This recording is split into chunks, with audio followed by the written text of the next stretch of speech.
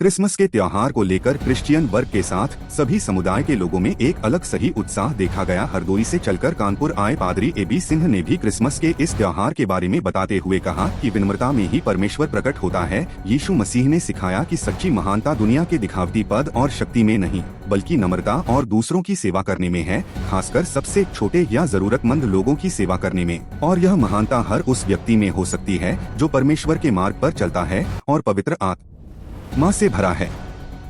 उन्होंने कहा कि जो खुद को छोटा समझेगा वही महान होगा, और यह महानता दूसरों के लिए खुद को उपयोगी बनाने से आती है। परमेश्वर ने अपने महिमा को चरनी में लिटा दिया। उसने हमें बचाने के लिए एक धनवान परिवार या राजा का घर नहीं चुना, बल्कि एक चरनी में अस्तबल के अंदर यीशु मसीह को जन्म लेने दिया। उसने गरीबी का रास्ता चुना क्योंकि वह जानता था कि विनम्रता में ही परमेश्वर प्रकट होता है। वह जानता था कि संसार के गर्व व वैभव में वो चमक नहीं है जो चरनी की सादगी में छुपी है। वो जानता था कि महानता ऊंचे मुकुट में नहीं, बल्कि झुके हुए हृदय में होती है।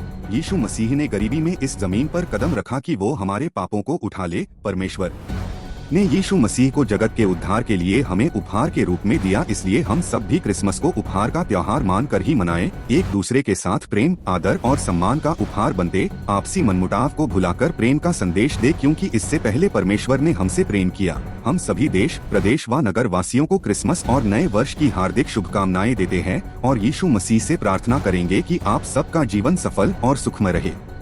अब सबको प्रभु यीशु मसीह के पवित्र और सामर्थ्य नाम में जय मसीह की। मैं पादरी AB Singh, Christ church Hardoi, आज कानपुर में हूँ और आज अपने बहन के साथ हूँ। परमेश्वर ने अपनी महिमा को चरनी में लिटा दिया।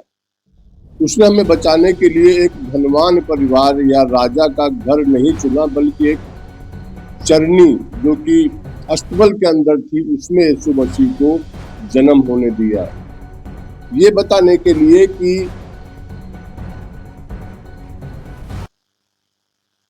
विनम्रता में ही परमेश्वर प्रकट होता है। वो जानता था कि संसार के गर्व व वैभव में वो चमक नहीं है जो चरनी की सादगी में छुपी हुई है। वो जानता था कि महानता ऊंचे मुकुटों में नहीं, बल्कि झुके हुए हृदय के अंदर होती है। यीशु मसीह ने गरीबी में इस जमीन पर कदम रखा कि हमारे पापों को उठा ले।